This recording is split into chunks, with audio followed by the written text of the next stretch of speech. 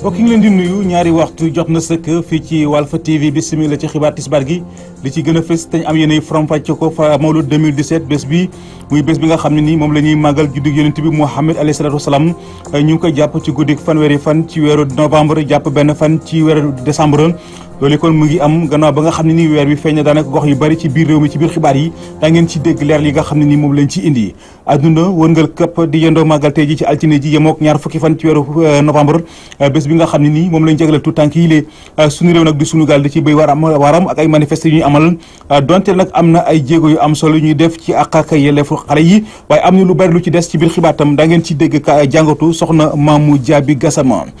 bu amee nag ñu am leen métti lool ñoom ñoo di sàmm sa nekkee fële ci diwaanu Podor am ndaje mu yaatu moom la ñu woote takk ay sagar yu xonk ci di ñaawlu càccum ju daal gi ñu dëkkee lu ni mel la ñu bëgg mu dakk ci biir xibaar yi daa ngeen ci dégg leer yu tukkee ci kii di Abou Kane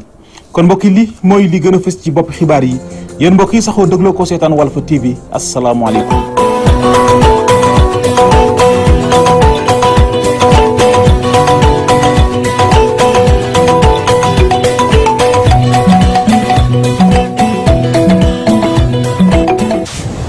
alxames jële di ñëw di yemoo fanweeri fan ci weeru novembre moo di bés bi nga xam ci la ñuy jàpp ni ci la ñuy amal kon lii di gàmmu gi muy bés wala guddi gi nga xam ne nii ci la ñuy magal kon juddu yonent bi Muhammad alayhi salaatu wasalaam loolu kon mu ngi am gannaaw ba nga xam ne ni séntu nañu weer wi démb daal di koy gis daanaka ci gox yu bari kon daal nañu jàpp kon gàmmu gi ñu ngi koy amal ci guddik alxames yemoo fanweeri fan ci weeru novembre jàpp benn fan ci weeru décembre lu jëm sax ci xibaar bi daañu ci jël sax incha allah rabbi ci sunu yeneen i jotaayu xibaar àdduna wërngal kàpp di yendoo màggal tey ji ci aljindi ji yemook ñaar fukki fan ci weeru novembre bés bi nga xam ne nii moom la ñuy jagleel tout tànk yi lée suñu réew nag du suñu gàll ci biir waram ak ay xeetu manifesté ñuy amal fu nekk ci biir réew mi doon tere nag am na ci ay jéego yu am solo yoo xam def nañ ko ci xeex ak yelleefu tout tànk yi waaye am na lu bari lu ci des Mamou Diaby Gassama amal na ci ab taxaw seetlu ñu teewlu ko. dara gënul neex tout tànk yi ñu màgg ci naataange wéegu yaram jàmm ak salaam ak ci sutura kaddu yooye mi ngi tukkee ci Kofi Annan te nekkoon secrétaire général mbootaay xeet yi niki atum 1996 si le parlement français daal di jël dogal ngir ñu def ñaar fukki fan ci weeru novembre bés bu ñu jagleel ngir ñu aar ajo xale yi seen gëdd bés bi bés ba nga xam ne ngir ñu xam ñaawteef yu bëri yu ñuy tegg ci kaw gone yi waaye tamit ab bés la ba nga xam ne dana tax ñu jox cër convention international bi addu ci ak yelleefu tout tànk yi convention boobu ab téere la bu am juróom fukk ak ñeent article yi nga xam ne mbootaay xeet yi ñoo ko daal di tëral ni ki doon sax yoonu daal dina xamal ne ni gone du rek ki nga xam ne dañ ko war a aar ndaxte amul doole waaye doomu aadama la ba nga xam ne dañ ko war a yar yóbbu ko mu jàngi faj ko aar ko ak fu munta nekk waaye tamit am na sañ-sañ foo ak yëkkati ay kaddu ci téeméer ak juróom-ñeent fukk ak ñett réew ñaar réew ñoom ñoo nangul àndax convention bi moo di ne réewu Somalie ak États-Unis UNICEF ci rapport am biñ duppee gone bu bokkut ak buñ gisul daal dina xamal ne ñu ay xale yu bëri amuñu kayitu juddu maanaam état civil bataaxal boobee daal dina xamal ne ni lu ëpp benn milliard gone ci àddina wërngal këpp dañuy dund ci ndóol ak ci fitna niki atum 2015 ci ñetti seconde dana am benn xale ba nga xam ne dana génn àddina te sax ci jamono ba nga xam ne waxuñu ay millions tout tànk yi nga xam ne demuñu jàngi amuñu lu ñuy lekk waaye tamit naanuñu ab ndox bu sell niki noonu sax gone yi léeg-léeg dañuy fekk seen waajur yi di jàppante di xeex te di li nga xam ne jaarul benn yoon ay millions doomu aadama ñu ngi ci ay danger ci seen famille waaye tamit ay millions gone góor ak jigéen at bu ne dañuy génn ca l'école ba te kenn du leen taxaw niki noonu sax des na lu bëri ngir ñu jox xale yi seen gëdd. jaajëf soxna Mamou Diaby Gassama ñu ngi lay sant di la gërëm bu amee nag ñu am leen métti lool ba mu jaral leen yëkkati seen i kàddu ñoom ñoo di maraîcher di maanaam béykatu dar ya nekkee fële ci commune Rufisque Est dañoo xëy rek gis ay promoteur dugg ci seen tool boobee tàmbalee lu tise kon seen barab bi ñu liggéeyee ba tax ñu booloo yëkkati seen kàddu di sàkku ci kilifa yi ñu wax si lii lu ko mooy kat Tëngéej moom dina ñàkk mennum bayaal bi mu dese woon ngir ñu mën fa amal bayum dër ak Kalidou Diaw moo wax ci seen kàddu ñu teewlu ko ci micro Nazib Sagna. dañu am naqar bu mag ñun producteur de lendeng yi ak ñun population de Colobane Guy Marius population de Rufisque. À notre grande surprise le maire Albert Ndoye fii nga xam ne foofu la ñuy yëngoo suñu sutura nekk fi suñu yaakaar yëpp nekk fi mu xëy benn bis mu ne da koy lotissé da koy def ay logement te ñëpp xam nañu lendeng zone agricole la depuis 50 ans plus de 50 ans ndax ma damaa judd rek fekk ko fi. y a 56 hectares fii y a 162 producteurs bu nekk parce que sa tool dina am 3 ba 4 ba 5 employés solo sa tool sa tool nu mu toll. baana yi mënuma la wax nangam la ñu toll ndax baana ñii dañuy jaay Castor ñii dañuy jaay Tëngéej ñii di jaay Caaroy ba Gambie ba Diaobé ba Mauritanie. production annuelle bi ñu ngi ko xayma ci fekkee ci wàllu xaalis la 1 milliard 600 millions dinañ ko génne ma yaakaar na nag maire da ngaa war a jàppale sa askan wante doo ñëw lor sa askan. man nag maa ngi lancé appel di interpeller monsieur le préfet moom mi nga xam ne mooy kilifa bi mu jël dossier bi mu saytu ko ndax moom am na ci part de responsabilité bu mag. ñi ngi ñaan monsieur le maire monsieur le président monsieur le ministre de l' agriculture ñun ñëpp ñu ngi leen di woo ñu jàppale ñu xeex lii Lendeng bu fi Lendeng entreprise la fii rek la ñu am man ba ma màggee ba ma juddoo lii laa xam Lendeng laa xam ba ma gimmee rek Lendeng laa xam moom ñuy ñaan monsieur le maire nañu bàyyi ak suñu àll bi ñu ngi koy ñaan ci njabootam la ñu bokk nañu dimbali teg ñu loxo bàyyi ñu suñu àll bi loolu lañ koy ñaan. bëgguñu ñu xaar ba musiba am fi ñuy soog a wax ndax borom tool yi fas yéene wu ñu bàyyi benn mètre ñu ko fiy tracé ndax jaral na leen seen bakken. mu ngoog loolu day kaddu yoo xam ne nii ñu ngi ko nangoo ci lenn ci béykatu dër ya nekkee fële ca diwaanu Rufisque Est ñu des ba tey ci xibaar yi de ñeneen ñu am leen métti ñoom ñoo di sàmm sa nga xam ne ni ñoo nekkee fële ci diwaanu Podor ab ndaje mu yaatu moom la ñuy woote woon takk ay sagar yi xonk ci di ñaawlu càccum jur gi ñuy dëkk di ci seen gox boobee kilifa yi daal la ñuy sàkku ñu dugal ci seen i yoxo dañuy dem ca Podor fekk fa abukan bu fekkee ne am ñuy mere nguuru Sénégal dëgg du ñenn ñu dul ay sàmmkat yi yow fii ci diwaanu Podor maanaam sàmmkat yi nag ci jamono ji tëjatuñu seen ay bët ndax càccum jur gi nu mu jéggi dayoo ñoom ñi nag lu leen gën a naqar ci jamono ji moo di que dañuy téye sàcc mbaa receleur def ay ñaawtaf yu dul jeex au lieu ñu jugé ko ba pare condamné ko wante daal dara du ko ci fekk Almami Sireli bokk ci commission de lutte pour le vol de bétail daal di ñaawlu li nu mel. li tax mu tase mooy benn affaire bu doy waar la ñu bëgg yëgal gouvernement bi yëgal askan bi yëgal waa Sénégal mbirum sàcc dafa am li ci président de la République waxoon li mu waxoon daanaka ñun dañu gisiwul suñu bopp ci affaire boobu parce que kenn mënul comprendre sàcc sa jur yóbbu ko devant les instances du tribunal du mot beer wala ñaari yoon mu fekkaat la ci biir kii loolu ñu décrire. nee nañu itam que mënatuñu nangu ñu jàpp tey sàcc ci ëllëg si nga gis sa sàcc ca këram daal di naan attaaya comme si de rien n'était. jàpp ki nga xam ne kii ab sàcc la dañ ko téye la main dans le sac ni tubaab bi waxee par mu gën rëccaat dem loolu lu kéeme la léegi loolu lu mënuñ comprendre loolu dañ mu ngi naqarlu affaire boobu mu ngi attirer attention état bi mu bàyyi xel ci yenn comportement yi mu bàyyi xel ci yenn sorties yi parce que loolu day tas réew loolu baaxul ci réew. mooy temps yi am na li fi xaw am na suñu benn mbokku pël bu ñu sàcc fii mbokk suñu waxoon dañu sàcc ab biir mais affaire bu kéemee affaire bu doy waar lañ ci gis hein bu ñu boo jàppee sàcc indi ko nañ ko jaarale ci yoon. ginnaaw ne nag mënatuñu nangu yenn comportement ci ñenn kilifi ñoom ñi sàmmkat yi décidé nañu jël seen propre destin en main bu ko defee ñu jéem a jàkkaarloo ak sàcckat yi fii ci Podor seen naataango Aboukan pour la radio télévision Walfadjri. benn at gannaaw ba ñu ko boomee moom Fatou Makhtar Ndiaye nekkoon 5e vice-présidente ci conseil économique social environnemental mbokk jegeñaal ak ay xaritam woote nañ ab ndaje démb fële ca Xurnaar ngir ñaanal ko. loolu nag doonoon occasion si ñoom ñu daal di kon ñaawlu yéexte gi nga xam ne ni am na ci enquête bi te cee sàkku daal ñu yokk kaaraange bàcc sow mi ñu ne moom moo ko boomoon Papa Ndiaye ma wax ci seen kàddu ñu teewlu ko ci micro Théodore Semedo. point de presse bi tey dañu woo quand même suñuy dafa tombé ak jour bi nga xam ne mooy jour anniversaire bi ñu faatoon suñu mag ñu woo mbokk yi woo xarit yi woo dëkkandoo yi pour defal ko hommage ci biir hommage bi nag ñu bëgg quand même def benn conférence de presse pour quand même leeral askan wi. c'est-à-dire mooy problème bi par rapport ak constitution de partie civile bi nga xam ne institution bi mu nekkoon moom la waroon def ko beneen bi mooy ay lenteur par rapport ak dossier bi à notre connaissance gisaguñu fi conseil économique et social taxawee pour jël ñu ay avocat loolu nañ fi nga xam ne ça fait 1 an tey bëgg nañ vraiment dossier mu féete boor ñu nekk ci leneen soxna si tëdd ci jàmm tàlli parce que quand même fekkee def nañ ko lu ñaaw li ñu ko def nii ñu jàpp ki nga xam ne moo ko defoon même fekkee ki ñu jàpp am na lu muy wax nañu fexe ba yoon def liggéeyam ñun ñu xam fan la ñu féete vraiment par rapport ak dossier yaakaar ne dafa am ay commanditaire te moom ñu ngi dégg ci yéen sax lañ koy déggee ne moom fi mu nekk actuellement dafa am ay problème de santé ñoo taxoon ñu bëgg yëf yi gaaw rek comme ça balaa leneen di ko ci fekk yóbbaal waaw ñàkk bakkan moom xam nga ne bu ko ñàkkee léegi rek mooy dossier bi dañ koy classé.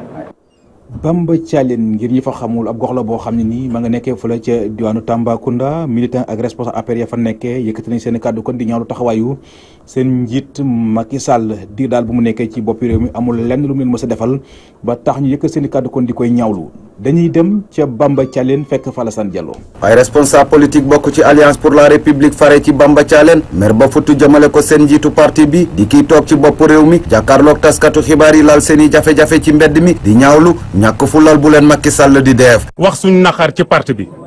parce que parti APR bii ñu nekk ñun commune de Bamba su ma yeboo na la contre maanaam ñàkk a respecté loi parti bi moo fi gën respecté waxi parti bi. suñu bopp gisuñu suñu bopp si côté parti bi mais ndaw yi ñu ngi fi depuis élection yu njëkk ñi ngi yaakaarloo ndaw yi. ndaw yaa ngi xaar seen liggéey ba léegi na leen gëstu. en tant que président alliance pour la république en tant que président Benno Bokk Yaakaar moom la ñuy waxal. pour wan ko de ko parti bi liñ ciy dund ci ay jafe-jafe liñ ciy dund ci ay naqar yaakaar naa ne li ñu xam ne ni moom lañ mujj gis ko tey mooy golo day bay baabon di dunde gannaaw bedd bi ak ñàkk fulal njiitu coalition Benno Bokk Yaakaar dox seen diggante responsable politique yi bokk ci département wu Koumpentoum jaaxle daal di doyal ci lu ñuy gis di ñuy ñëw màngaan ci seen parti bi jël lu ñu yellool. xam ne dañuy taxaw fële contre parti bi bu poste responsable yi ñëwee ñu yëkkati ko jox leen. loolu liñ ko ci bëgg a xamal mooy am na 4-5 postes de responsabilité yi nga xam ne ni am na ci biir département bi na xool archive parti bi mu xool résultat yi nga xam ne moo amoon démb ak barke démb mu xool ndax poste yooyu ñi ñuy tuddee ay olof feeñ nañ ci biir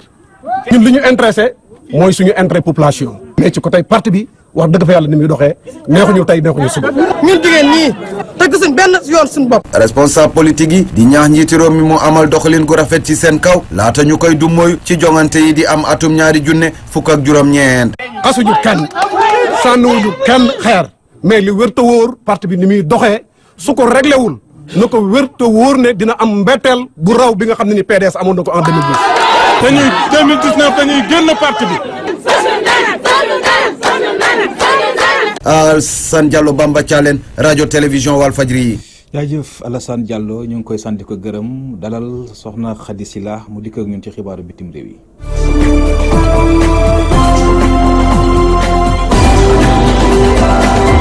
fële ca Zimbabwe Robert Mugabe nee na du jóge ci bopp réew ma benn yoon mi ngi xamal li ni mel démb ci guddi ginnaaw boobu daal di defee benn déclaration ci télévision ba nee na day daal di def taxaw seetlu ci parti bii di ZANU-PF taxawaayam naam amal nañ fa benn congrès ci journée ba sax doon wax ni dañ ko fay jëlee waaye dafa mel ni ka fa nekk njiiti réew mi lu ëpp fanweeri at ak juróom-ñaar narul wéet ci xeex bi benn yoon ndax am na yeneen membre yoo xam ne ñu ngi nekk ci ZANU-PF neen dañ koy jàppale ci li ni mel tey sax ci lundi la ñuy war a enclencher benn procédure boo xam ne daka nar a destitué maanaam jëlee ko ci bopp réew ma su fekkee dafa taxaw ci décision ne du ci dellu ginnaaw benn yoon maanaam nekk ci bopp réew ma.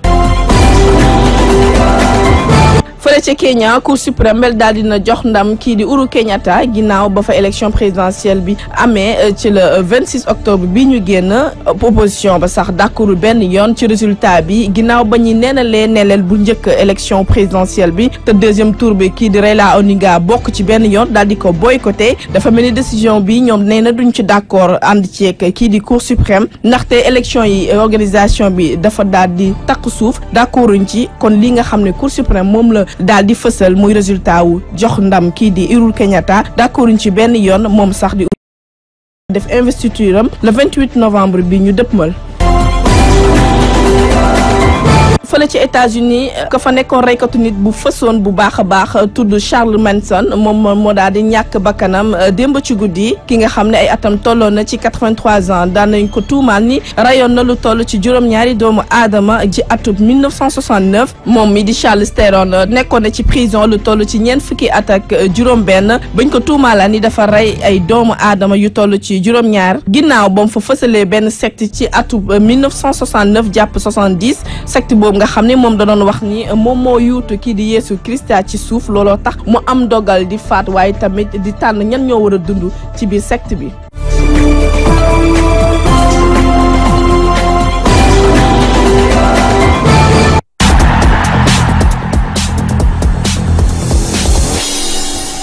tàggat yaram Cheikh Ahmed Tidiane Gomis lañ si àndal sëñ Cheikh asalaamaaleykum. maaleykum salaam Seydina Omar Ba lekkoog wàllu basket tournoi de la montée de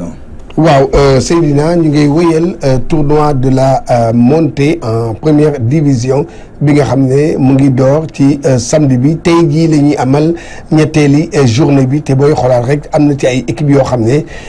bu ñu amee ndam tey jii seen benn tànk mu ngi maanaam deuxième tour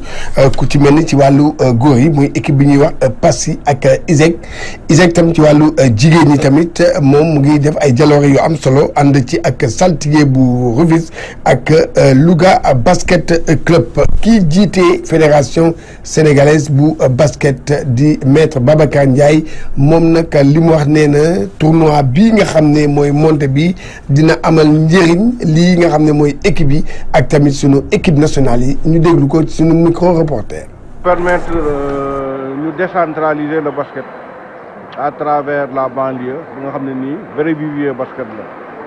li ma gis ni dal na xel le tournoi se passe bien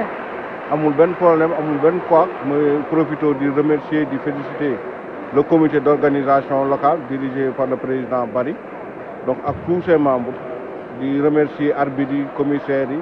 tous les participants di ñaan yàlla rek tournoi bi commencé ci jàmm terminé ci jàmm. ci boo xoolee léegi ren góor ñi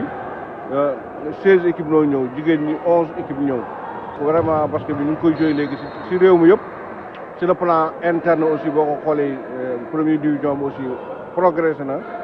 sur le plan international aussi gis nañ résultats yi am. bu ñu jógee ci wàllu basket dañuy wax ci wàllu football waxe tamit ci saison bii di ñëw nañu président ligue professionnelle wax na ci. waaw xam nañu tey jii championnat professionnel xam nañu kañ lay door ak kañ lay jeex li wóor bu wóor mooy ci samedi bële ñu ñëw lay door xam nañ ne tamit dana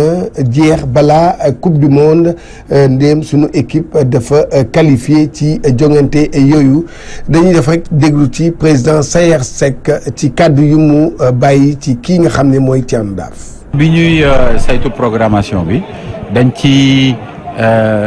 dugaloon ci suñuy bopp ne Sénégal war naa mën a qualifier coupe du monde donc loolu moo tax bi ñu defee programme bi tenir nañ compte ci loolu pour que championnat bi ñu mun ko door samedi bii di ñëw tey ñu def trophée des champions jeexal ko ci njeexatalu mois de mai maanaam week-end u 25 mai week-end bi ci tegu di le 2 juin war a doon finale de la coupe de la ligue le 9 bu ci yàlla àndee doon finale coupe du Sénégal suñu saison jeex ñu mën a dem également coupe du monde ci jàmm ak salaam donc match bi nga xam ne ci la ñu jógee di trophée des champions te monsieur le ministre di suñu xarit defal ñu honneur ñëw fekkee ko muy lu am solo ci ñun moo démarré saison bi gis nañ ne am na juróom benn but ñuy yaakaar ne gàtngal gu baax la ci li nga xam ne mooy saison bii di ñëw doon saison boo xam ne saison bu neex la war a doon saison bu rafet la war a doon mujjanteel gi nag di suñu présence effectivement à la coupe du monde bu soobee yàlla. non ren du am trêve parce que bu amee trêve dañuy génn ci programmation bi dañuy génn ci mois de juin donc boo xoolee boo xayma à partir du week-end prochain am na benn journée boo xam ne sax benn mercredi lañ koy jouer sinon toutes les journées de championnat week-end lay doon jusqu'au 25 mai mu daal di jeex les matchs de coupe de la ligue vont avoir lieu coupe de la ligue yëpp ay mercredi lay doon sauf les demi-finales yoo xam ne week-end lay doon avant ñu terminer les 3 dernières journées pour le 25 mai.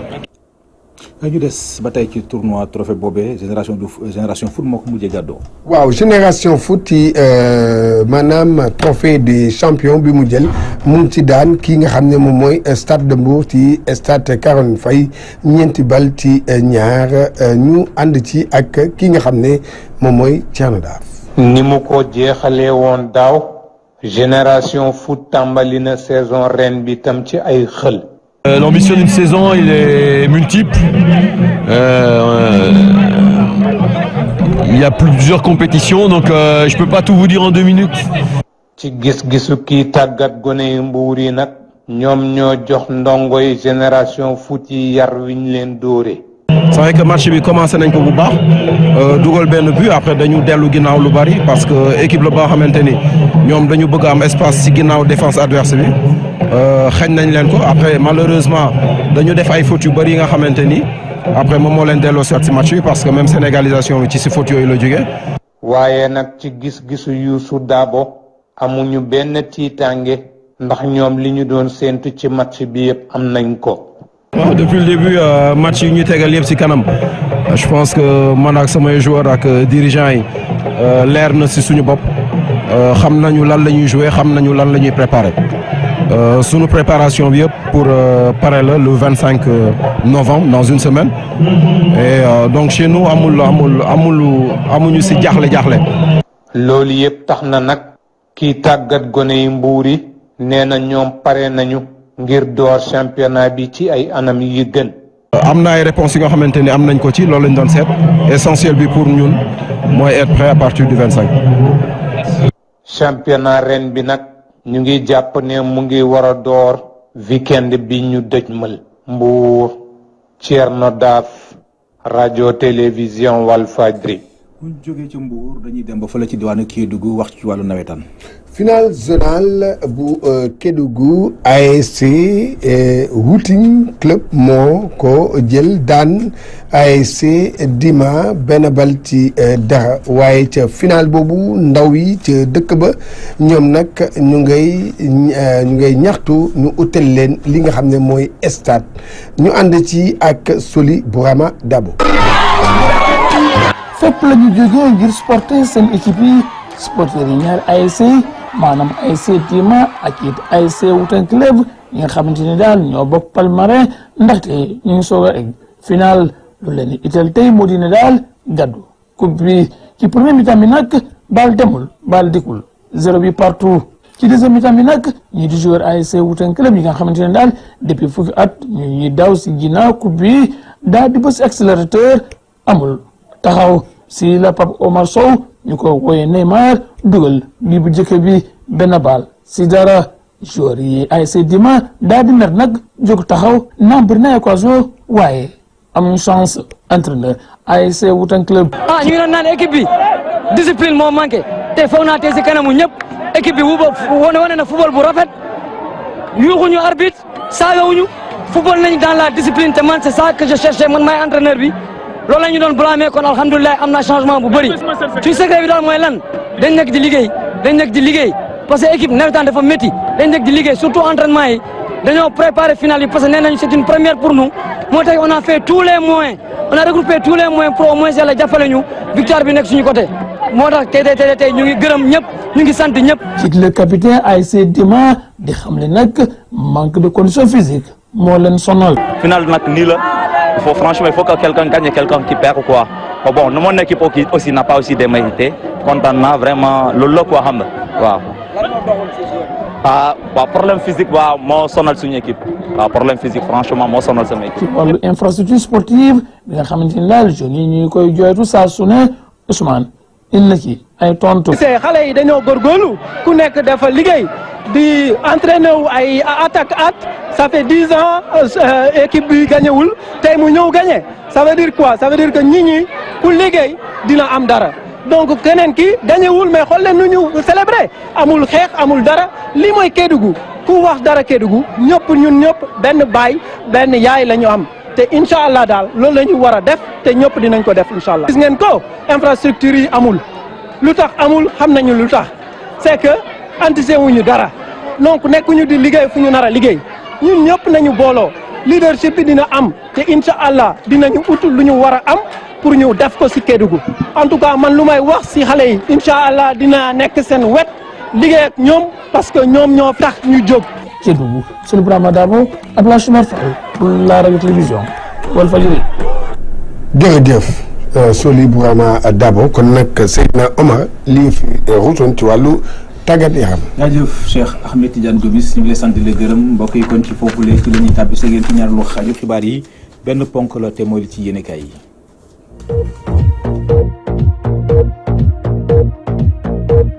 parc Lambaye ca Pikine doon tey ji sëla ba yoonu tan yi yéenekaay gi Walf ne gannaaw lakk gu metti gi fa amoon niki aljuma ji ñu génn daal di alawtiku mboolem cantine ya fa nekkoon ñii di politicien te ñu duppee ay tan sol nañu seeni dàll tàmbalee ñëw ca barab ba di masaw doomi aadama yi loru ci musiba ji sama naatangoo Théodore Semedo gis nañ fa Aly Ngouille Ndiaye miy jëwri ju ñu dénk kaaraange biir réew mi mu ànd ak mboolem kilifa yi ngànk police bi ba mu fa jógee seen nañ fa maître Madické Niang miy njiital groupe parlementaire liberté et démocratie ba mu demee ci la Pape Diop miy njiital convergence bokk gis-gis dikk ànd ak délégation ñu yaakaar ne fa la ñuy yem ñu seen Abdoulaye Timbo mi meeru Pikine di dikk yéen kay gis te mooy ne bu dee maître Madické Niang moom dafa meloon ne ku doon topp ci tànki Aly Ngouille Ndiaye ndax ba muy génn ci parc ba di dem ci la dajeek délégation di dikk waaye sandarma yi may ñu leen fenn fu ñu yàqee seen nag fu ñu taxaw ñoom député PDS yi bëgg wax ak taskatu xibaar yi ñu xamal leen ne du fii sunu naatangooy ne loo leen ci xamoon xaw tuuti rek jàppante am fa dox seen diggante ak bawol yi gannaaw ba ñu leen tere ñu dugg ci seen barab boobee muy barab boo xam ne ni yéen kay gi di l'Observateur mi ngi xamal ne El Hadji Mor Ndiaye toll ci juróom-ñeent fukki at ak ñaar bokk na ci ñi ko fa sanc góor gi ne bu njëkkoon ñu ngi nekkee woon ci avenue Lamine Gueye daan fa daan seen doole waaye ci ginnaaw ga la ñu dégg ñu naan dañ leen di toxal ñoom it ci la ñu dajale lu ñu am ñëw fii ci buntu Pikine daal di fii jënd ab terrain ci atum 1983 la woon mu nekkit ab titre foncier dëgg la dogal dikk na ndax jàmm bi yéenam rek la am waaye yàlla mooy dogal yàlla dogal na parc bi lakk na waaye bu ñu leen wax ay mbiri toxal ngir dem fan li ñuy sàkku ci nguur gi mooy mu rëddalaat leen seen marché bi génne leen ay yoon def fa ay bouche d'incendie yoo xam ne nii problème yi bu fa amatee du mën a ëppi loxo yéen kay gi te mooy ne loo leen ci xamul ci ndigalu Cheikh Ahmadou Bamba Mbacké ci la ñu taxawale parc bi ak yeneeni parc yi nekk ci réew mi lépp rek mu ngi tukkee ci ab ndaje mu doxoon ci diggante sëriñ bi ak cheikh ya nekkee woon ca Lambaye jamono yooyu ñu ràññee ci sëriñ Aliou Diouf Lambaye sëriñ Mbay Congaan sëriñ Momar Mané ñoom ñëpp ay taalibe lañu sëriñ bi sàkk woon ci ñoom ngir bu ñu nekkee ci noor nañuy dem ci dëkk taax yi dafa def commerce ndax ab jullit rawatina ab murit dafa war a sàlloo liggéey dafa war a liggéey ba mel ni dootul dee waaye itamit dafa war a jaamu yàlla ba mel ni suba lay dee ndigal loolee ñu nangoo ci sëriñ bi moo tax seeni sa taxawal parc Lambaye ca buntu Pikine taxawal ko ci yeneen gox yu bari ci Sénégal yéene kaay gii di l'évidence ne doonte lakk gi amoon keroog ca parc Lambaye ca Pikine jural na ak pertement ñi di jaaykat yi waaye itamit jural na ak pertement mboolem bureau service société pharmacie wala magasin yi nekkee ci Ndakaaru ndax ba lakk gi amee ci la waa Sénégal coupé courant bi société bu ci amul groupe électrogène ci guddik aljuma jàpp samedi ji ñu génn liggéeyuloo muy ay millions yu tàkk ba doon dóom alkaati yi nag ubbi nañ ci mbir mi ab l'enquête ngir xam dëgg-dëgg lakk gi lan moo ko waral yéene kaay gi di la libération bu dee l'enquête bi ñu ubbi woon mu soxal ñaari camion yi jàppe woon ca Touba Belel te ñu yaboon ay garab yu baaxul l'enquête boobee tàmbale naa feeñal ay lëf sunu naatangooy ne ndekete garab yooyee ku ñuy naan Bara Sylla moo ko moom ab commerçant bu mag la dëkk ca Touba ba mu demee ba xam ne caaf tàmbale naa xam ci moom ci la daw làqatu ji ci kër sëriñam moom it ngir sauver ko def lu dul bàyyi ba fajar maanaam ay 6 heures ci suba dugal ko ci ab woto daal di ko yebal Ndakaaru waaye loolu yi ba ñu koy def yëpp fekk ne alkaati yaa ngi taxaw jàkkaarloog ñoom waaye ndem sàcc bu dul raw jar te yàqi nelaw ñoom defuñu lu dul boole ko si naatango yi nekk ci Ndakaaru ba mu demee ba tollu ponti ci la ko gaañi dogaale wàcce ko oto bi balaa moo comprendre fekk nañu takkal ko lambi bu yàgg daw utileeg moom conk yéene kaay gi di la libération ne gis nga enquête bi bu noppee kilifa yu bari daanu ndax dañu ciy dugal seen xaalis gannaaw ba ñu yaakaaree ne garab yooyee dina leen jural xaalis bu bari ñeen fukki tonnes ci la toll ñu ràññee si ay Viagra ak yeneen i garab gannaaw garab yooyee mbirum njaayam jaam ci Libi doon na lu yitteel njiital réew mi Macky Sall yéene kaay gi di réew mi ne ay kàddu yu dëgër la yëkkati di ñaawlu jëf ju ni mel teg cay saako ci kilifa yi ngànk réew mi ñu wax ci mbir mi ndax ëpp naa bàyyi mu jàll muy ay kàddu yoo xam ni jëwriñ ju ñu dénk wàllu politique bitim réew ca Libi dégg na ko ndax dafa becc ab communiqué di xamal àdduna gépp ne mbir mi daañu ci ubbi ab l'enquête te képp ku ci sa loxo laalee daañu la jàpp jébal yoon yéen kaay gi di Dakar Times si na xanaa mbir mi tey la feeñ waaye ay weer a ngi nii waaye Human Rights Watch ak waa groupe d'experts des Nations Unies becc woon nañ fa ab communiqué di artu kilifa yi ci njaayum jaam gi am ci Libi waaye faale wuñu leen lu ni mel moom la njabootu Fatou Mata Makhtar Ndiaye yi di ñaawlu yéen kaay gi di Walf Fadjri ne benn at gannaaw ba ñu ko boomee mbokk xarit ak ay jege ñaaleem amal nañu ab ndaje ngir ñaanal ko loolu doonoon occasion si ñoom ñu daal di ñaawlu yéexte gi am ci enquête bi teg cee sàkku ñu ar Bathie Sow mi ñu ne moom moo ko rey balaa ñoo kaa rey ndax fii ba keroog muy sotti ñoom dañoo gëm ne Fatoumata Makhtar Ndiaye mii c'est politique dafa am ñu nekk ci ginnaaw te ñooñu lépp lu ñu mën ngir noppiloo Bathie Sow mi daañu ko def waaye balaa booba ñuy wax ci dialogue politique muy jotaay wi nguur gi woote niki ëllëg ci talaata ji di dajale mboolem parti politique yi nekk ci biir réew mi El Hadji Amidou Kassé ñu dénk ko lépp lu dégg-dégg ca palais présidence wax ci yéenekaay gi di Sud Quotidien kontaanul ci taxawaay lenn ci kilifa yi ngànk opposition bi problème u Khalifa Sall mënta nekk ab ponk bu ñu war a waxtaanee ci dialogue politique bi Pape Samba Mboup wax ci yéenekaay gi de la Libération ne bu desoon ci maître Abdoulaye Wade kese bon PDS kenn du leen jiitu ci ndaje moomee waaye doom ja Karim Wade moo ko jàpp otage moo ko menacé xamal ko ne ko noppi na ngir bàyyi ko àdduna ak alaxira bu dee toog naag Macky Sall te fekk na ñaar yi lijjantiwu ko ba noppi bi ci njëkk mooy mu bàyyi ko mu présenté wu ci élection présidentielle 2019 yi ñuy dëgmal ñaareel bi mooy di alalam bi mu jàpp teg ci loxo mu delloowaat ko ko yéenekaay gi di Vox Populi ne bu dee njiital réew mi Macky Sall moom ñu ngi koy séenu ni ki àllarba ji di yemook ñaar fukki fan ak ñaar ci weeru novembre fële ca diwaanu Tivaouane ci ab ndaje mu doon séq démb ak taskatu xibaar yi Serigne Pape Malick Sy mu yore kàddu njaboot gi mi ngi xam ne Macky Sall daañu ko teertu ci xol bu yaatu ndax wax na ko keroog ba Serigne Abdoul Aziz Sy nalawee ci ñetteelu fan ba ñoom duñu làqatu di jàppale nit mësuñu koo def faruma wala ànduma ak kenn loolu amut kenn ku nekk am nga koo faral dafay des nga fësal ko wala nga ragal koy fësal rek yéenekaay gi di Walf Fadjri ne gannaaw ba weer bi feeñee niki démb ci àll gi démb ci dimanche Tivaouane dina màggal guddig yonent bi Muhammad alayhi salaatu wasalaam ci guddig fanweeri fan ci weeru novembre jàpp benn fan ci weeru décembre yéenekaay gi di Zoom Info ne xaw ma kan de waaye Talla Sylla moom bu yaba mu xool bu baax fu muy teg tànkam am na sax ñu naan mairie bi boo moyul ci délégation spéciale la jëm ndax Talla Sylla mëntu la dajale ay conseil am keroog ndaje mi mu woote woon ci juróom-ñetti fukki conseil yi seq mairie bi fukki conseil ak ñaar kese ñoo ko wuy si jeexal nag te wax ma ci li xew ci ENSOA di daara ji ñuy tàggatee sous-officier yi yéenekaay gi di Les Échos ab promotion bu bees la ñu fa yebal waaye defuñu fa ñeenti fan ñaar dee ca gaa ñi ne entraînement yàlla lañ leen di teg ñoom xale yi moom la ñu attanul moo tax ñuy dee colonel Abou Ndiaye mi njiital DIRPA ne déet ñaar ñiy faatu dañoo wérul woon te seeni mbokk xam nañ ko ndax am na ci kenn koo xam ne dafa amee woon feebaru nooy yi amit ay jafe-jafe ci wàllu xol waaye ak lu mu ci mënti doon ñii di kilifa yi yebal nañ fa waa brigade prévôtale ngir ñu ubbi ci mbir mi ab enquête su ko defee ñu xam dëgg-dëgg ñaari xale yi ana lan moo leen rey